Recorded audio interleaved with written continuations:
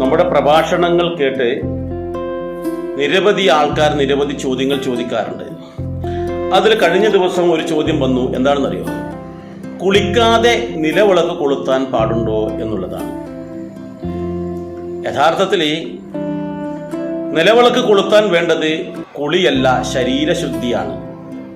മറ്റ് 5 ശുദ്ധികളുണ്ട്. കർമ്മശുദ്ധിയും മനഃശുദ്ധിയും ഒക്കെ നമുക്കുണ്ടാവും. പക്ഷെ അതിനോടൊപ്പം വേണ്ടത് ശരീരശുദ്ധിയാണ്. അപ്പൊ ഈ ശരീരശുദ്ധി ഉണ്ടെങ്കിൽ നമുക്ക് നിലവിളക്ക് കൊളുത്താം.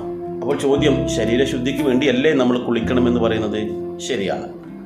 അപ്പോൾ ഈ കുളി എന്ന് പറയുന്നത് 4 തരത്തിലുള്ള കുളിയുണ്ട് നമുക്ക്. ഒന്ന്, നമ്മൾ ജലാശയത്തിൽ മുങ്ങിക്കുളിക്കുന്നത്. അത് എല്ലാവർക്കും ആവണമെന്നില്ല. അതുകൊണ്ട് നമ്മൾ വീടിനോട് ചേർന്നുള്ള കുളിമുറിയിലോ അല്ലെങ്കിൽ കിണറിന്റെ അരികിലോ പോയിട്ട് വെള്ളത്തിൽ കോരി എടുത്തിട്ട് കുളിക്കുന്നത് 2ാമത്തെ കുളി.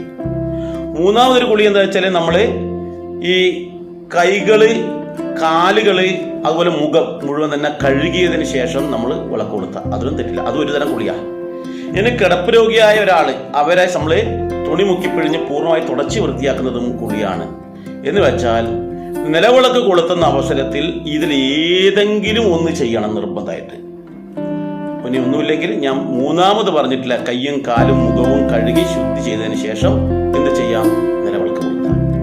ഒരു ബുദ്ധിമുട്ടുമില്ല. നമ്മുടെ വീട്ടിലെ നിലവിളക്കാണ്, നമ്മുടെ പൂജാമുറിയിലെ നിലവിളക്കാണ്. ആ പൂജാമുറിയിലെ നിലവിളക്ക് നമ്മുടെ സന്തോഷത്തിനും നമ്മുടെ ആനന്ദത്തിനും വേണ്ടി കത്തിക്കുന്ന നിലവിളക്കാണ്. ആ കത്തിക്കുമ്പോൾ നമുക്ക് പരമാവധി എത്ര വിധത്തിലാണോ ശുദ്ധിയാവാൻ പറ്റുക ആ ശുദ്ധി ചെയ്യാം. മറ്റൊന്നും ചെയ്യാൻ കഴിയില്ലെങ്കിൽ കയ്യും കാലും മുഖവും കഴുകി വൃത്തിയാക്കിയിട്ട് നാമജപത്തോടു കൂടി നിലവിളക്ക് കൊളുത്തി കഴിഞ്ഞാൽ അതിലൊരു തെറ്റുമില്ല എന്ന് നമ്മൾ മനസ്സിലാക്കുക.